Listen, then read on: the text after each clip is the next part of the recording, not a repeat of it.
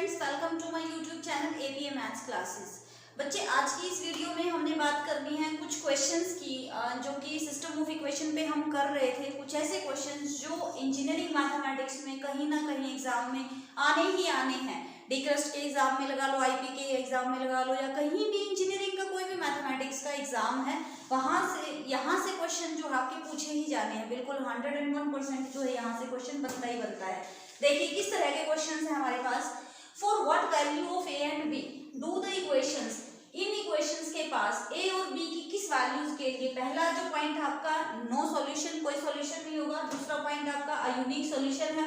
तीसरा पॉइंट आपका more than one solution. तो लैम्डा की वैल्यूज पूछ सकता है, कांस्टेंट कोई भी डाल सकता है। यहाँ पर ए और बी डाल दिया, लैम्डा की वैल्यू के लिए पूछ लिया उसने। तो ए और बी की वो वैल्यूज फाइंड आउट करनी है जहां पर हमारे पास जो है सिस्टम ऑफ इक्वेशन के पास कोई सॉल्यूशन नहीं है, या फिर ए और बी की वो वैल्यूज फाइंड आउट करनी है कि सिस्टम के पास जो है यूनिक सॉल्यूशन है, या फिर ए और बी की वो वैल्यूज निकालिए जहां पर जो है सिस्टम के पास मोर देन वन सॉल्यूशन है। तो किस तरह से करेंगे बच्चे? बात वही है कि आप कॉन्सेप्ट जो है रैंक का ही लगाएंगे। तो हमने क्या लिखना है? सबसे पहले ए ऑगमेंटेड बी। इसको आप मैट्रिक्स फॉर्म में लिख सकते हो सिस्टम को। तो हम लिख रहे हैं सीधा ए ऑगमेंटेड बी मैट्रिक्स। ए मैट्रिक्स क्योंकि हमें पता है कांस्टेंट्स की मैट्रिक्स होती है 1 2 3। ऑगमेंटेड लगा के हमने बी मैट्रिक्स के एलिमेंट्स लिखने हैं। यहाँ पर आपका 1 3 5 9, यहाँ पर आपका 2 5 ए और ये बी। ठीक है, तो अब आपने क्या करना है? डायगोनल एलिमेंट से नीचे आपने क्या करना है? जीरो बनाना है। इसको रो एक्लेन फॉर्म में, क्योंकि रैंक निकालनी है आपने। तो 1 2 इनको जीरो बनाना है एलिमेंट्स को।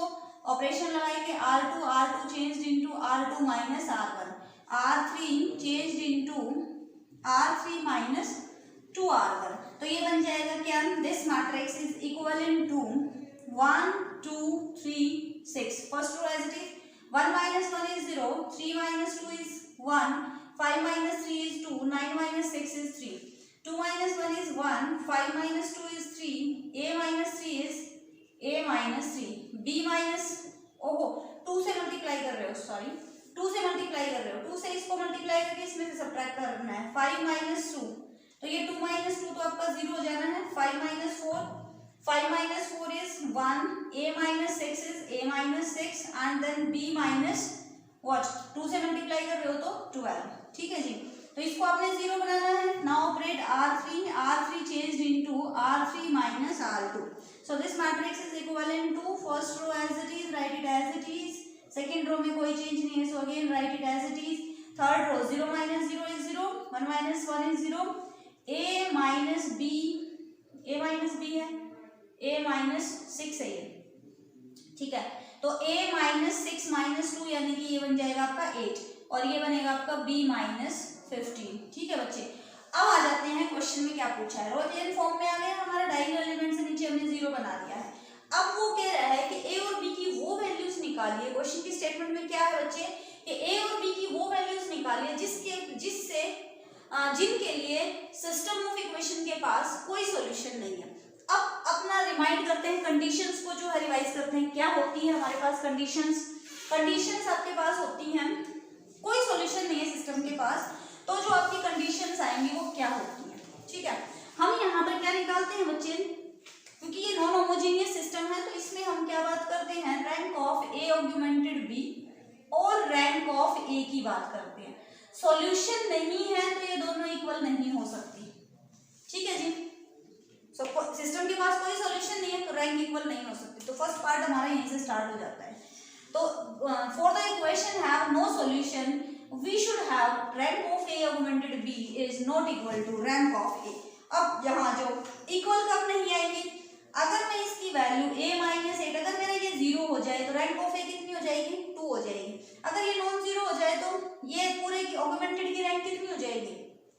अगर ये 0 एलिमेंट हो जाए और ये नॉन जीरो हो जाए, कोई भी 1 2 3 कुछ भी वैल्यू है, यहाँ पर नॉन जीरो है ये वैल्यू। ठीक है, तो आपके पास देखो a को अगर आप देखेंगे तो ये पूरी रो आपकी 0 हो गई, रैंक कितनी आ गई? 2 आ गई। अगर आप ए ऑगमेंटेड बी को देख रहे हो तो इसमें जो है ये जो एलिमेंट है ये आपका नॉन जीरो है, तो नॉन जीरो रोज कितनी आई? 3 आई, तो नॉट इक्वल टू हो गई। It means a is equal to 8 हो जाए और b जो है नॉट इक्वल टू 15 हो जाए। ठीक है, b की वैल्यू 15 नहीं होनी चाहिए, a की वैल्यू 8 हो जाए तो ये ए की रैंक हो जाएगी 2, ए ऑगमेंटेड बी की रैंक हो जाएगी 3, तो नॉट इक्वल टू हो जाएगी, तो system have no solution. Second point पे आते हैं बच्चे, यूनिक सॉल्यूशन। यूनिक सॉल्यूशन कब होता है, रैंक तो इक्वल तो होंगी क्योंकि सॉल्यूशन की बात हो रही है, तो रैंक तो इक्वल होंगी दोनों ही, ठीक है। लेकिन ये जो रैंक्स हैं ये किसके इक्वल होंगी बच्चे, ये जो रैंक्स हैं हमारी, ये equal to number of unknown, ये जो है ना हमारी नंबर ऑफ अननोन के इक्वल हो जाएंगे। नंबर ऑफ अननोन पे आओ कितने हैं, X Y Z, 3 number of unknown है, तो दोनों की रैंक्स कितनी होनी चाहिए, 3 होनी चाहिए। रैंक ऑफ ए की बात करें तो ए जो है नॉट इक्वल टू 8 होना चाहिए, 8 हो गया तो ये 0 हो जाएगा, ए की रैंक 2 हो जाएगी, तो ए की वैल्यू 8 तो नहीं होनी चाहिए, ये एलिमेंट हमें नॉन जीरो चाहिए। उसके बाद जब ये नॉन जीरो हो गया एलिमेंट, तो ये चाहे 0 हो जाए चाहे नॉन जीरो हो जाए, ऑगमेंटेड मैट्रिक्स की रैंक पे कोई फर्क ही नहीं पड़ेगा, तो बी में बी एनी नंबर, बी में बी एनी नंबर, कुछ भी हो जाए, 15 हो जाए चाहे, बी की वैल्यू 15 हो गई तो ये कितना बन गया, 0 बन गया। ये 0 हो गया लेकिन ये तो नॉन जीरो है ना, ये पूरी रो तो नॉन जीरो कंसीडर होगी ना, तो उस केस में भी दोनों की रैंक क्या आएगी, 3 ही आएगी, ठीक है जी।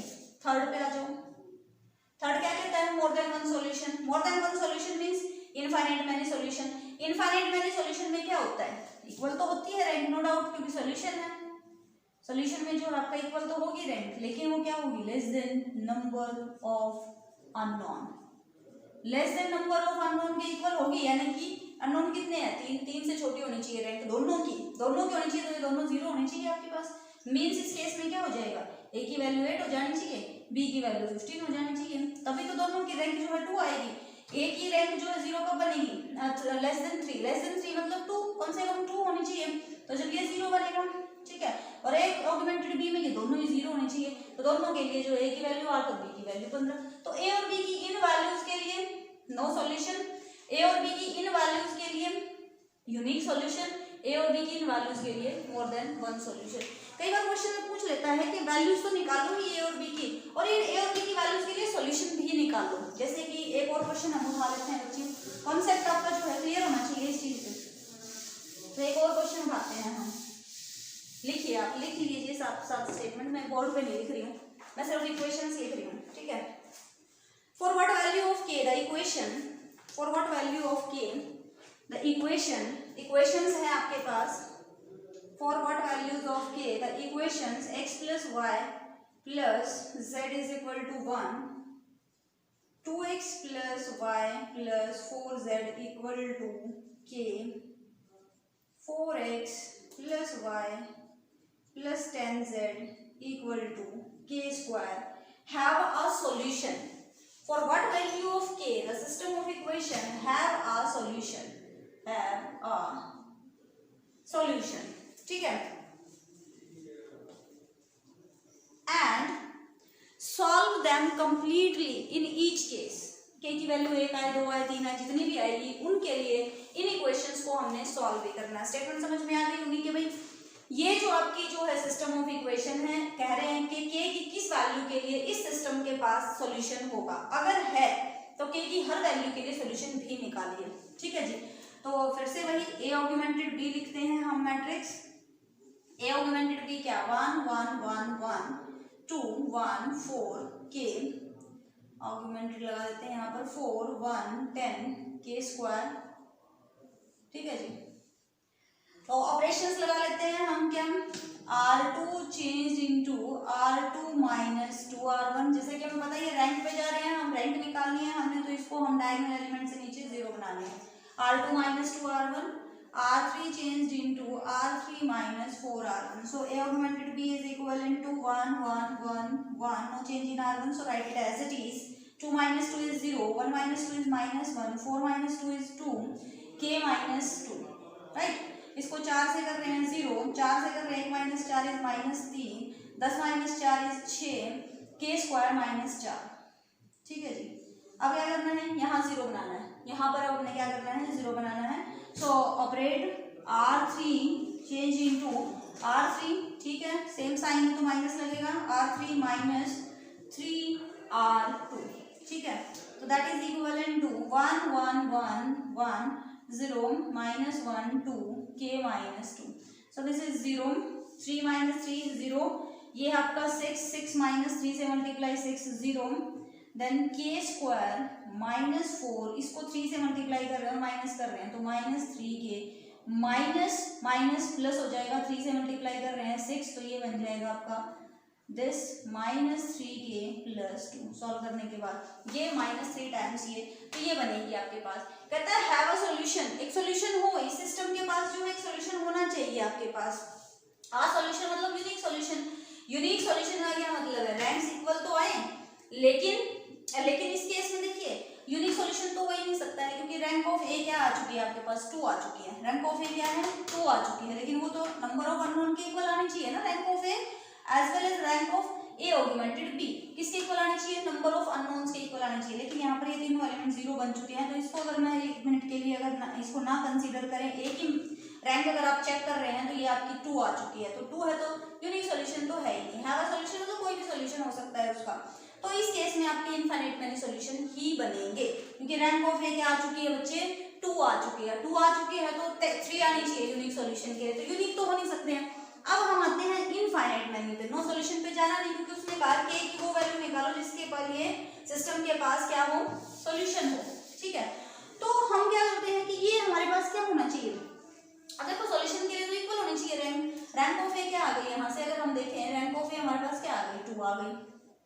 Rank of A augmented B भी क्या आनी चाहिए, 2 आनी चाहिए, तो दिस इंप्लाइज क्योंकि इक्वल आनी चाहिए ना, तो this implies this should be equal to 0, ये तो 0 होना चाहिए भाई, माइनस 3k प्लस 2, ये तो 0 होना चाहिए। इसका मतलब k की वैल्यू तो 1 आ गई और 2 आ गई। नाउ इन k की वैल्यूज के लिए इक्वेशन को भी सॉल्व करना है, k की वैल्यू 1 रख दो, यहाँ पर रखा आपने तो 1 1 1 1, या फिर इसको रहने देते हैं हम, यहाँ पर हम करते हैं x y z equal to ये वाला 1, ठीक है। k की वैल्यू क्या रख रहे हैं, 1 रख रहे हैं, 0 माइनस 1 2, k की वैल्यू क्या रख रहे हैं, 1 1 minus 2 is minus 1, then 0 0 0 0 0 0 and here it is also 0।